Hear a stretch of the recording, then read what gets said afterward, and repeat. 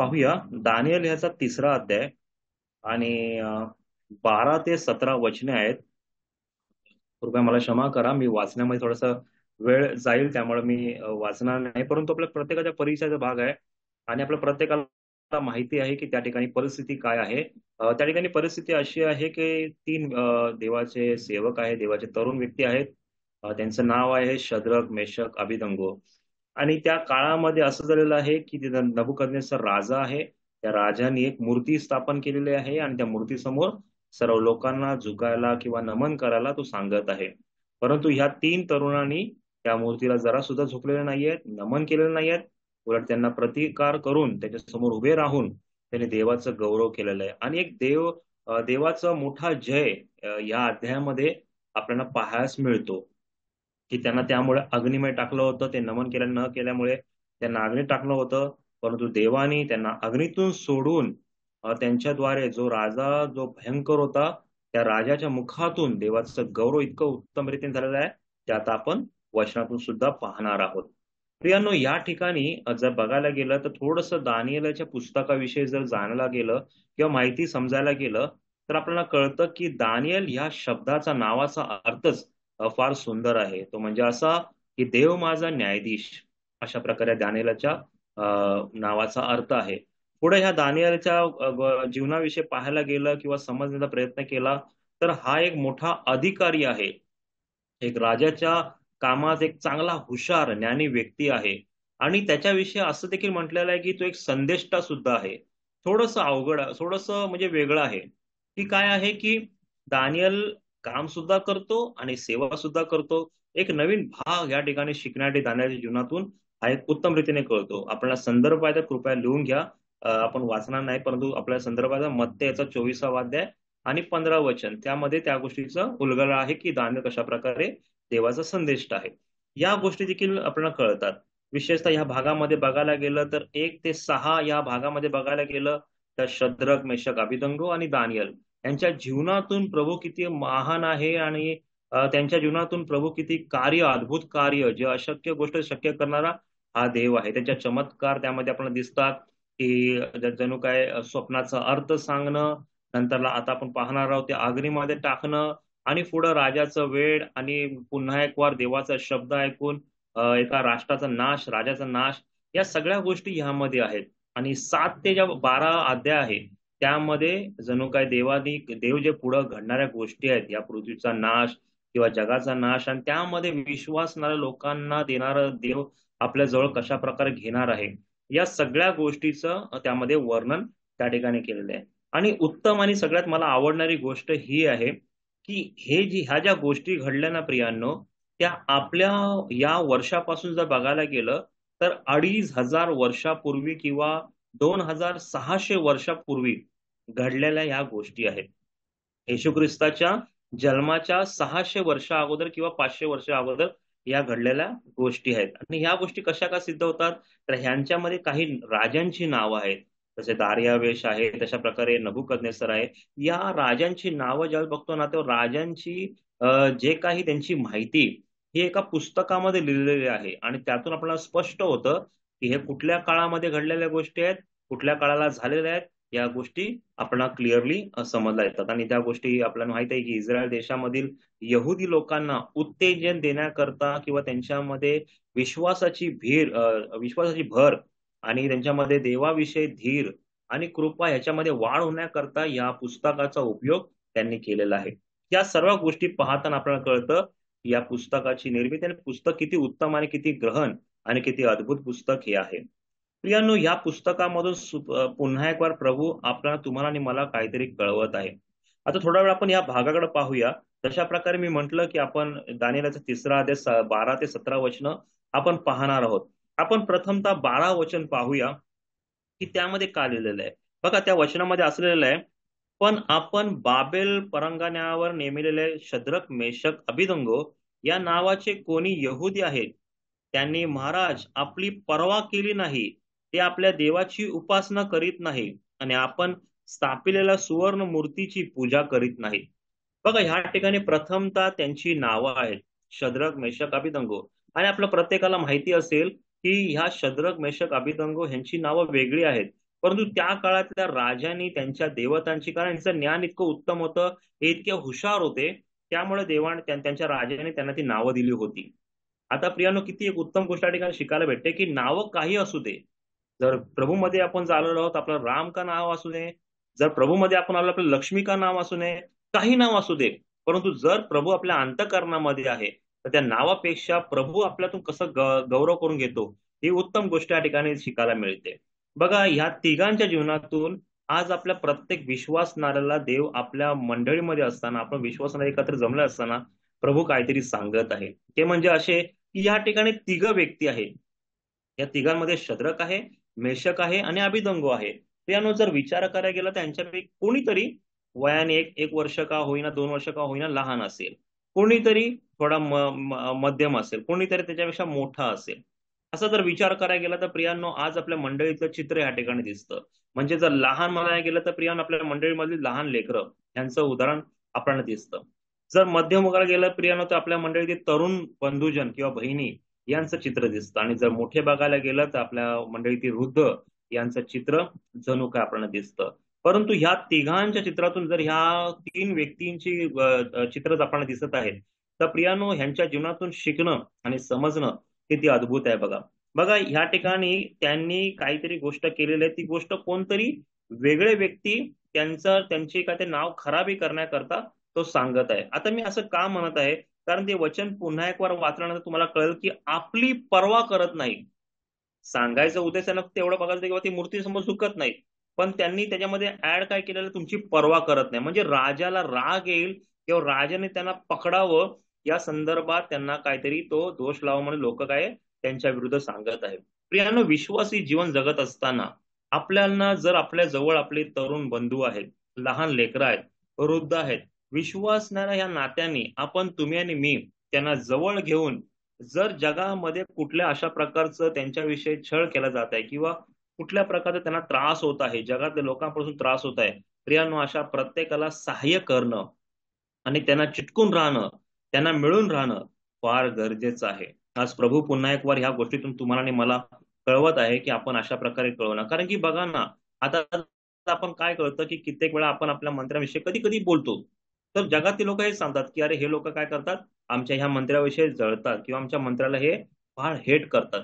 आपण कधीच हेट करत नाही. विश्वासणाऱ्या व्यक्तीला कधीही बायबलमध्ये सांगितलं नाही की तुम्ही आपल्या अधिकाऱ्याचं हेट करा, उलट त्यांच्यासाठी प्रार्थना करा, अशा प्रकारे बायबल शिकवतं. आणि आपण जरूर करतो. परंतु कित्येक वेळा कधी कधी काय होतं की असं का करतात, हे असा आपला प्रश्न पडतो, तेव्हा त्यांना असं वाटतं की आपण हेट करतो. मग ती ती गोष्ट काय होते की ती वरपर्यंत जाते आणि वेगळ्या रूपामध्ये लोकांच्या समोर ती मांडण्यात येते. प्रियानो, जगामध्ये हाच प्रकार चाललेला आहे. परंतु ह्या प्रकारामध्ये जगत असताना, वाढत असताना, आपण आपल्या बंधूला धरून राहणं आणि त्याच्यावर त्याला सहाय्य करून प्रभूमध्ये उत्तेजन देणं फार गरजेचं आहे. त्याला कधी न सोडता त्याच्याबरोबर जशा प्रकारे शद्रक, मेषक, अभिनव चिटकून आहे, त्यांची नावं आहेत, संकट आहे, फार काय प्रश्न आहेत, परंतु ते चिटकून आहे त्यांच्या, तशा प्रकारे तुम्ही आणि मी चिटकून राहून प्रभूचा गौरव करणं फार गरजेचं आहे. उत्तम उदाहरण या ठिकाणी दिसत आहे. आपल्याला जर बघायला गेलं आपल्या उदाहरणामध्ये, तर आपण ज्यावेळेस प्रभू ख्रिस्ताला पाहतो, त्यावेळेस प्रभू ख्रिस्ताच्या जीवनामध्ये देखील प्रियानो याच गोष्टी तुम्हाला आणि मला दिसतात. त्या म्हणजे काय, की जर आपण पाहिलं लूक पुरुष शुभवर्तमान याचा 6वा अध्याय आणि 1 ते 5 वचन आहेत. बघा, त्या ठिकाणी तुम्ही फक्त लिहून घ्या, कारण की वाचायला गेलं तर वेळ जाईल आपला, म्हणून वाचत नाही. परंतु त्या ठिकाणी असं अशी गोष्ट आहे की शेतामध्ये शिष्य काहीतरी खात आहेत, आणि शेतामध्ये ती खात असताना काय झालेलं आहे की परुषी लोक त्या ठिकाणी आलेले आहेत आणि ते म्हणत आहेत, अरे, तुमच्या शिष्यानं तुम्ही शिकवलं नाही का की अशा शेतामधून शब्दाच्या दिवशी खाणं हे किती चुकीचं आहे. आणि ज्या वेळेस ते लोक, त्यावेळेस परुषी लोक येशू ख्रिस्ताला ह्या गोष्टी जेव्हा बोलत होते, त्यावेळेस येशू ख्रिस्ताचं जे उत्तर त्यांना इतकं उत्तम रीतीने दिलं की त्यांच्याच ज्ञानाप्रमाणे त्यांना समजेल, त्यांना कळेल, अशा प्रकारे दिलेलं उत्तर त्या ठिकाणी दिसून येतं. त्या म्हणजे काय, की प्रभू कृष्ण त्या ठिकाणी उत्तर दिलं की दाविदांनी काय केलं होतं. तुम्ही ज्याला राजा मानता, तुम्ही त्याला सर्वस्व मानता, त्या राजाने काय केलं होतं, त्या गोष्टीची पुन्हा एक वार नियमशास्त्रामधून त्यांना आठवण करून दिली. आणि असं झालेलं की त्यांची तोंड पूर्णपणे बंद झाली. प्रियानो, हे एक उत्तम उदाहरण प्रभूच्या जीवनामधून, प्रभूच्या जीवनातून तुम्हाला आणि मला कळतं. जर आपला बंधू किंवा आपली बहीण किंवा आपला तरुण किंवा आपला लहान बाळ जर त्याला प्रभूच्या कामासाठी किंवा कुठल्या गोष्टीमध्ये जर अशा प्रकारे काही संकटाला सामोरे जायला असेल तर प्रियानो त्याला जवळ करून आपण त्याच्याद्वारे प्रभूचा गौरव करणं, आपण त्याला सहाय्य करून प्रभूमध्ये त्याला उत्तेजन देणं फार गरजेचं आहे. आणि प्रियानो ही प्रभू येशूच्या जीवनातून एक उत्तम गोष्ट तुम्हाला आणि मला कळते. आपण थोडंसं पुढे जाऊया आणि पुढे गेल्यानंतर तुम्हाला आणि मला दिसतं की 14 आणि 15 वचन त्या ठिकाणी असं झालेलं आहे की राजाने त्यांना आता पुढे बोलवलेलं आहे. आता ही जी गोष्ट आहे या 14 आणि 15 वचनामध्ये तुम्ही वाचल्यानंतर कळेल तुम्हाला की राजाने सगळ्या लोकांसमोर त्याला उभं केलेलं आहे.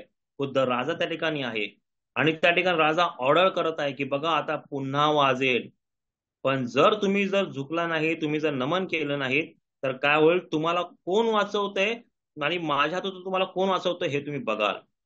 बघा एक धमकी, बघा एक सगळ्या जगासमोर आलेलं एक भयंकर असं चित्र या ठिकाणी दिसतं. प्रियांनो, या सगळ्या गोष्टीतून पाहताना किती भयंकर हे वातावरण असेल या गोष्टीची जाणीव आज होते.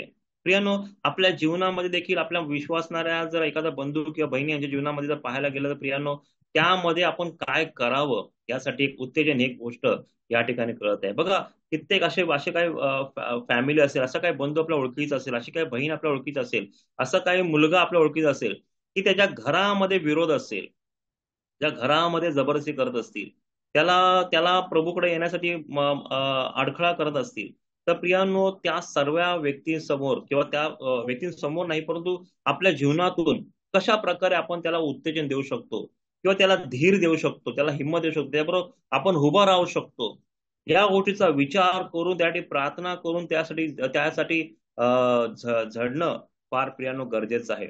बघा, जगासमोर उभं राहताना तो शद्रक एकटा असतं तर काय झालं असतं, मेषक एकटा असतं तर काय झालं असतं, परंतु इथे 3 जण आहेत. 3 जणांना मिळाल्यामुळे काय झालं की त्यांना एकामेकाची हिंमत त्यांना जणू काय मिळालेली आहे. आणि एकामेकाची हिंमत मिळाल्यामुळे ते भले सगळ्या लोकांसमोर उभे आहेत परंतु धीटीने पूर्णपणे उभे आहेत. बघा प्रियानो, ह्या ठिकाणी ते हुशार आहेत, ज्ञानवान व्यक्ती आहेत, परंतु ज्या वेळेस संकट आहे त्या संकटाला ते कधीही घाबरलेले नाहीत आणि देवासमोर आणि राजासमोर सॉरी राजासमोर ते उभे आहेत आणि बोलत आहेत. प्रियानो, आज प्रभू येशू ख्रिस्ताच्या जीवनातून पाहायला गेलं तर प्रभू येशू ख्रिस्ताच्या जीवनाकडे पाहायला गेलं तर प्रियानो, आपल्या समोर एक उदाहरण दिसतं. ते म्हणजे काय, लूक शुभवर्तमान याचा 22वा अध्याय आणि त्याचं 61 वचन किंवा योहानपूर शुभवर्तमान याचा 18वा अध्याय आणि 15 वचन. या भागामध्ये काय आहे, या भागामध्ये एक अशी गोष्ट आहे की त्यावेळेस येशू ख्रिस्ताचं काय आहे की जेणेकरून पेत्र आणि ज्यावेळेस येशू ख्रिस्ताला पकडलेलं आहे, येशू ख्रिस्ताला पकडून त्यांना त्या एका ठिकाणी जर लुक शुभवर्तमान पाहिलं तर त्याच्यामध्ये असं लिहिलेलं आहे की अंगण, अशा प्रकारचे शब्द आले, अंगणामध्ये बसलेले आहेत. आणि एका ठिकाणी जर पाहायला गेलं तर वाडा, अशा प्रकारे म्हणजे योहान कृष्णपद्म वाडा ह्या ठिकाणी तो शब्द आलेला आहे.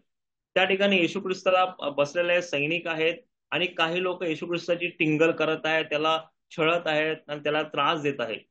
आणि योहान शुभवर्तमानामध्ये असं दिसत आहे की त्या ठिकाणी योहान आपलं नाव लिहित नाही, पण असं ज्याच्यावर प्रभूची प्रीती होती तो आणि पेत्र त्याच्या आतमध्ये गेलेले आहेत, ते जवळ गेलेले आहेत.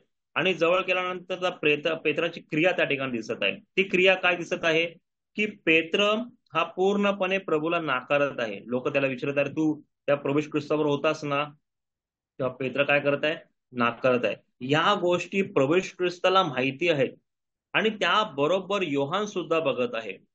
जर जर प्रियांनो या ठिकाणी प्रभू ख्रिस्ताला ते लोक चिडवतायत, त्याला मारतायत, सर्व काय गोष्टी करतायत, परंतु प्रभू ज्या वेळेस त्या पेत्राच्या नाकारण्याला बघून जर पेत्राला काय बोललं असतं तर प्रियांनो काय झालं असतं.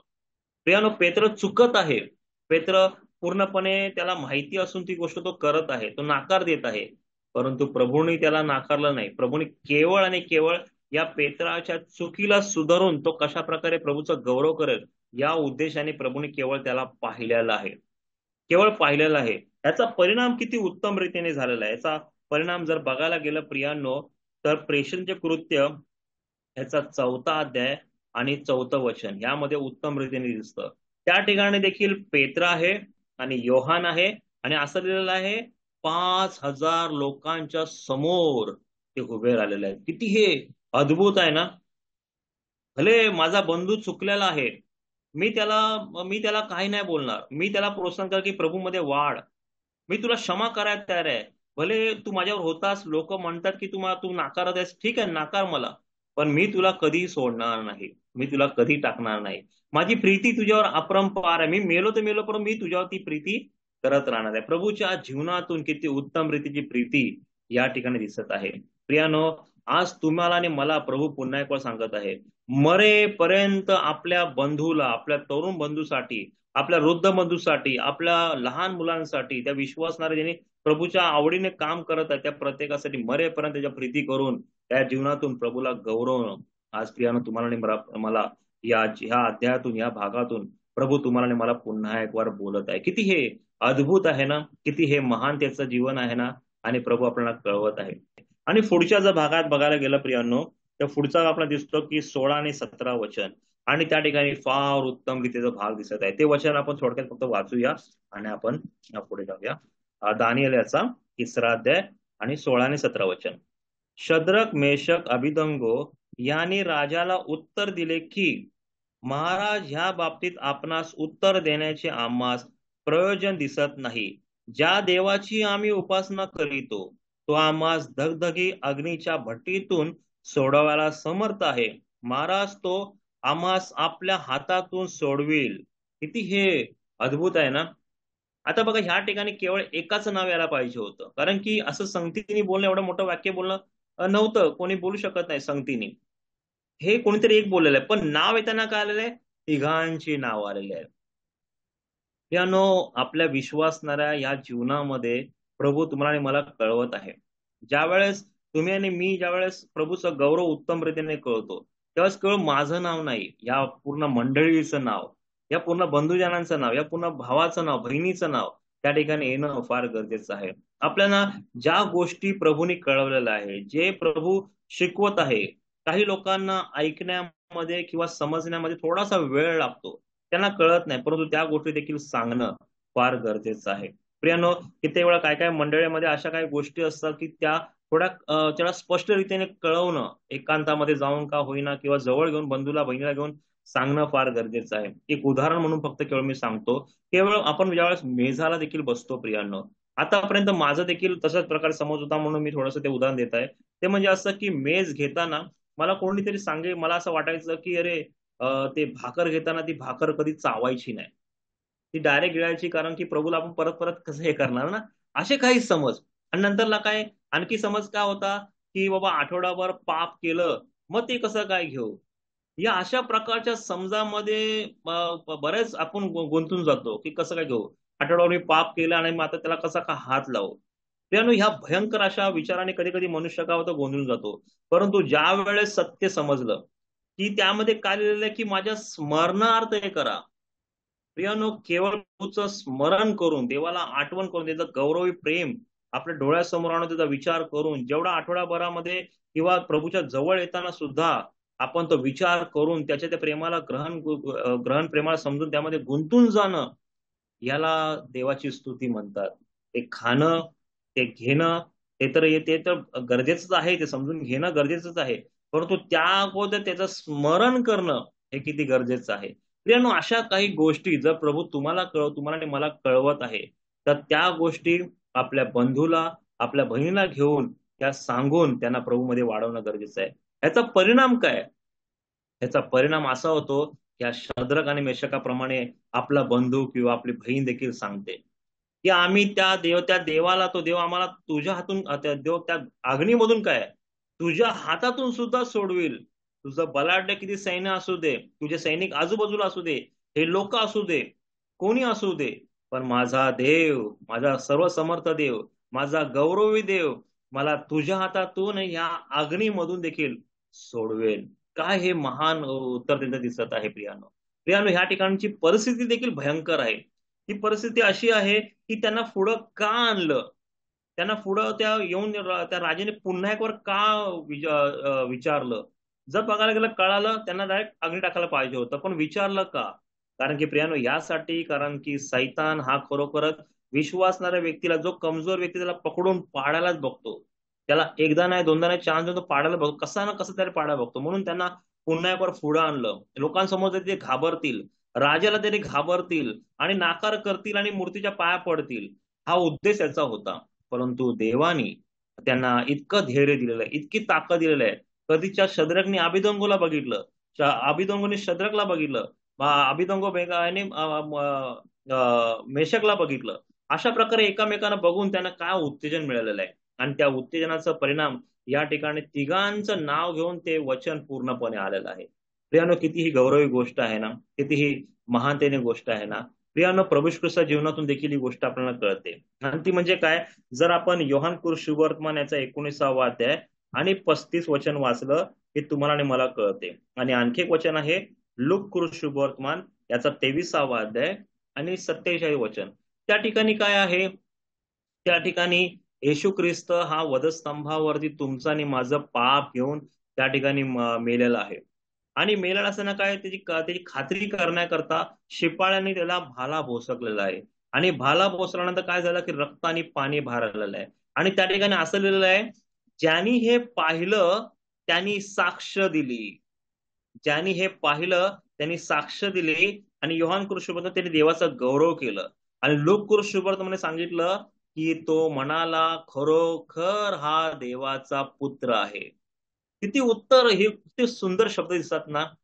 ज्यांनी पाहिलं त्याचे त्याचे शब्द या ठिकाणी दिसतात. प्रियांनो, प्रियांनो, आपल्या जीवनातून प्रभूला बघायला, प्रभूला दाखवण्यासाठी तुमचा आणि माझा उपयोग अशा प्रकारे करणं फार गरजेचं आहे. प्रियांनो, काय त्यांनी बघितल्यानंतर त्याची साक्ष या ठिकाणी केलेली आहे. प्रियांनो, तुम्हाला आणि मला देखील आपल्या कमजोर किंवा जरा थोडस चुकलेलं आहे किंवा मागे आहे, काय आहे त्या आपल्या प्रत्येक बंधूला, आपल्या प्रत्येक बहिणीला, आपल्या प्रत्येक लहान बाळाला घेऊन आज प्रभूला अशा प्रकारे दाखवणं फार गरजेचं आहे. प्रभूला बघणं फार गरजेचं आहे. तो किती अद्भुत आहे, तो किती महान आहे, तो किती प्रेमळ आहे. आज त्या प्रभूला बघून त्याचा गौरव करणं फार गरजेचं आहे. प्रियानो, ज्या वेळेस या प्रभूला बघतो आणि ज्या वेळेस आपण त्या भयंकर प्रश्नाला सामोर जातो, त्यावेळेस असं लिहिलेलं आहे की या तिघांना अग्नीमध्ये टाकलं. आणि त्या ठिकाणी काय केलं, त्या ठिकाणी राजा म्हणतो की त्या ठिकाणी चौथा मला दिसत आहे. आणि त्याचं स्वरूप जणू काय देव पुत्रासारखं आहे. जर तुम्ही वचन याचं 25वा वचन तुम्ही वाचला, तुम्हाला त्यामध्ये ते तुम्हाला शब्द भेटतील. प्रियानो, ह्या सगळ्या गोष्टी तुम्हाला काय कळतं की आपल्या संकटाच्या समयी देखील आपला प्रभू आपल्यामध्ये अशा प्रकारे येतो की तो आपल्यामधून दिसतो, आपल्यामधून दिसतो.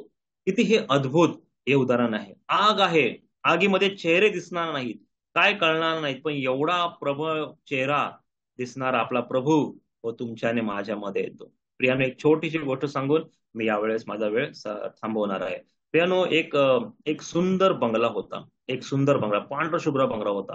आणि बंगल्याच्या बाजूनी एक गरीब व्यक्ती, जो 4 दिवस जेवलेला नाहीये, काय खाल्लेलं नाही, त्याला चालायला सुद्धा जमत नाहीये, असा व्यक्ती त्या बंगल्याच्या जवळून जात होता. आणि जात असताना असं झालं की त्या बंगल्याजवळ त्याची नजर गेली. आणि नजर गेल्यानंतर त्याला फार आवडला, रे बंगला बंगला किती सुंदर आहे, या बंगल्याची झाडं, बगीचा किती छान आहे, किती सुंदर आहे. त्याचं मन त्या ठिकाणी लागलं. आणि मन लागल्यानंतर काय झालं माहितीये का, त्याची नजर त्या तिकडच्या खिडकीमध्ये गेली. आणि ज्यावेळेस खिडकीमध्ये गेल्यानंतर दिसलं की त्या खिडकीमध्ये एक वृद्ध व्यक्ती बसला होता. आणि वृद्ध व्यक्ती बसला असताना असं झालं की त्या खिडकीमध्ये त्याने पाहिलं, त्या वृद्ध व्यक्तीला पाहिलं, त्याला फार बरं वाटलं. आणि त्याने विचार केला की किती सुंदर हा व्यक्ती आहे. आणि ज्यावेळेस हा विचार त्यांनी मनामध्ये केल्यानंतर त्या वृद्ध व्यक्तीने काय केलं की आपला हलकासा हात बाहेर काढून त्याला केवळ हाय केलं, केवळ टाटा केला किंवा त्याला असं हात दाखवला. आणि ज्यावेळेस हात दाखवला त्यावेळी ह्या गरीब व्यक्तीला फार आनंद झाला. तो बघू लागला की मला बोलतोय का नक्की, की माझ्या पाठी कोणा दुसऱ्याला बघतोय का. अशा प्रकारे तो आजूबाजूला बघायला लागला. पण त्याला जेव्हा कळालं की हा व्यक्ती मलाच हात दाखवत आहे, तेव्हा तो खुश झाला. आणि त्याने काय केलं, त्या गरीब व्यक्तीने त्याला हात जोडून नमस्कार केला, त्याला हात जोडले त्याला.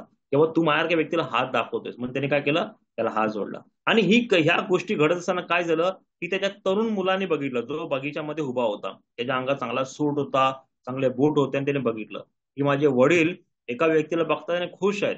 आणि तो कोण आहे, तो गरीब व्यक्ती आहे, त्या बाहेर बंगल्याच्या बाहेर उभा आहे. आणि त्या गरीब व्यक्तीने सुद्धा बघितलं की अरे बापरे, त्याच्या मुलाने मला बघितलं. मग तो त्याने आपली नजर खाली केली आणि चालू लागला. ज्या वेळेस चालू लागला, तो तरुण व्यक्ती त्याच्या मागे मागे बाहेर आला. बाहेर आल्यानंतर असं झालं की तो गरीब व्यक्ती घाबरला.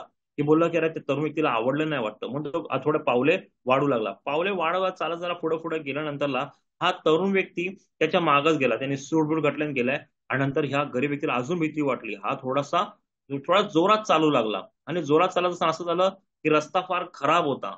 खडखडी रस्ता होता, मैदानासारखा रस्ता होता. हा रस्ता असल्या कारणाने काय झालं की त्या व्यक्तीला चालायचं जमत नव्हतं, तरी पण तो थोडा जोरात चालू लागला. आणि चालत असताना असं झालं की तो तरुण व्यक्तीच्या मागे मागे त्याच्या बुटाला व्यवस्थित चालायला जमत होतं, त्याचे बूट त्यांनी काढले आणि त्याच्याबरोबर तो चालू लागला. आणि चालत असताना असं झालं की तो गरीब व्यक्ती म्हणाला, "अरे, हा मला तर पकडून मला मारणार वाटतं." म्हणून त्याने अजून तो धावू लागला. तेव्हा तसं असं झालं की तो एकदम घाण, जिथे पाणी आहे, चिखल आहे, अशा ठिकाणी तो जाऊ लागला. आणि जात असताना असं झालं की तो तरुण व्यक्तीला बघलं, तरुण व्यक्ती अजून त्याच्या मागे येत आहे. त्या तरुण व्यक्तीची पॅन्ट खराब झाली, पूर्णपणे त्या चिखलामध्ये मकली. पण ह्या गरीब व्यक्तीने पाहिलं की अरे हा अजूनही माझ्या मागे येतोय. मग त्याने अजूनही युक्ती केली. त्याने अशी युक्ती केली की आपण काय करू, झोपडपट्टीमध्ये जाऊया, की जिथं भिंती आहेत, आजूबाजूला भिंती आहेत, घाण आहे, तिथं घाण लागेल तर हा व्यक्ती तिथे येणार नाही. आणि तो झोपडपट्टीमध्ये घुसला. आणि झोपडपट्टीत घुसल्यानंतर हा झाला काय, तरुण व्यक्ती त्याच्या मागं सुद्धा आला. आणि त्याच्या मागं आला, असं झालं की त्याचा कोटला पूर्ण ते घाण, त्या भिंतीची घाण, अनेक प्रकारची घाण त्याला लागली. तरीही तो व्यक्ती त्या मागं मागं आला. शेवटी ह्या व्यक्तीला अजून वाटलं की आपण एक काम करूया, घाणेरड्या नालाकडे जाऊया, तिथं तिथं घाण वास येईल, अशा ठिकाणी जाऊन आपण उभं राहा, म्हणजे तिथे येणार नाही. आणि तो तिथे गेला. त्या ठिकाणी सुद्धा हा तरुण व्यक्ती त्याच्या मागं मागं आला. आणि शेवटी एक वेळ अशी झाली की त्या गरीब व्यक्तीला चालायला सुद्धा जमलं नसल्या कारणाने तो घाबरला. त्याने गुडघे टेकले, हात जोडले, आणि त्यांना बोला, "साहेब, मला क्षमा करा. मी तुमच्या वडिलांना पाहिलं. मी तुमच्या वडिलांना हात दाखवला. मी त्यांना नमस्कार केला. मला क्षमा करा." ज्यावेळेस ही गोष्ट त्यांनी केली ना, त्यावेळेस तो तरुण व्यक्ती धावत धावत पहिले आला आणि त्याला मिठी मारली. त्याला मिठी मारून तो बोला, "तू चल माझ्याबरोबर, तू चल माझ्याबरोबर." तो बोला, "साहेब, मला प्लीज मारू नका. मी 4 दिवस जेवलोय नाहीये. माझी क्षमा करा, माझी क्षमा करा." तो क्षमाच मागत राहिला. तरी तो व्यक्ती त्याला घेऊन गेला, आपल्या बंगल्यामध्ये घेतला. लोकांना सांगितलं की ह्याला अंघोळ घाला, चांगल्या प्रकारे तयार करून जेवायला घेऊन या. आणि ज्या वेळेस जेवायला बसल्यानंतर टेबलावर सगळं काय मांडलं होतं, आणि मांडलं असताना असं झालं की हा 4 दिवस उपाशी माणूस, हा त्या जेवणाला बघून, आपल्या स्वतःला बघून, त्याला ते जेवण सुद्धा जात नाहीये. त्या डोळ्यातून केवळ पाणी येत आहे, पाणी. तो विचार हा करत आहे की का ही कृपा माझ्यावर केली, का ही दया माझ्यावर केली, की तुम्ही मला ह्या मेजावर बसायला उपयोगाचं केलं. होय प्रियानो, आज ही कृपा ह्या प्रभूने तुमच्यावर आणि माझ्यावर केलेली आहे. त्या गरीब व्यक्तीचे चित्र, प्रभू प्रियानो, तुमचं आणि माझं आहे. जे आपण पापामध्ये इतके गरीब झालो होतो की प्रियानो, देवाकडे बघणं सुद्धा आपल्याला जमत नव्हतं. परंतु आपली एक अशी नजर प्रभूकडे गेली, या सृष्टीकडे जेव्हा पाहतो, त्या सृष्टी जेव्हा कळतं, त्यावेळेस प्रियानो आपल्याला त्या प्रभूचं महान प्रेम आपल्याला कळतं. आणि त्या महान पुत्राचं, ज्या पुत्राचं उदाहरण आपण पाहिलं, जो सुडबुड घालून होता, ते राजा प्रभू श्री ख्रिस्ताचं उदाहरण दिसतं प्रियानो. तो राजा आपल्यासाठी, तुमच्यासाठी माड्या जगामध्ये आला. तो पूर्णपणे तुमच्यासाठी माडे लीन झाला. जे तुम्ही आणि मी एकदम घाणीला जे आकर्षित झालेलो, त्या आकर्षणामध्ये तो आला. आणि तुम्हाला आणि मला काढण्याकरता जणू काय त्या वधस्तंभावरती त्याने तुम्हाला आणि मला मिठी मारली. आणि तुम्हाला आणि मला मिठी मारून काय केलेलं आहे, स्वर्गाचे हकदार केलेलं आहे. त्या प्रभू बरोबर बसण्याच्या योग्यतेचं बनवलं आहे. त्या जवळ येण्याच्या योग्यतेचं बनवलं आहे. खरोखर या महान देवाचे आपण उपकार मानूया. त्या महान देवाचं प्रेम आपल्या जवळ ठेवून आज शद्रक, मेषक, अभिधनको सारखे आपण बनूया. आपल्या मंडळीतल्या तरुणांना पाहूया. आपल्या मंडळीतल्या लहान मुलांना पाहूया. आपल्या मंडळीतल्या वृद्धांना पाहूया. या संगतीने घेऊन, जर कोणी कमजोर आहे त्याला संगतीने घेऊन प्रभूचा गौरव करण्याच्या योग्यतेचं बनून देवाचा गौरव आपण मिळून करूया. देवा करो या सगळ्या गोष्टी समजण्याकरता आणि त्याच्या ह्या महान प्रेमामध्ये वाढण्याकरता देवाप्रमाणे सहाय्य करो. एक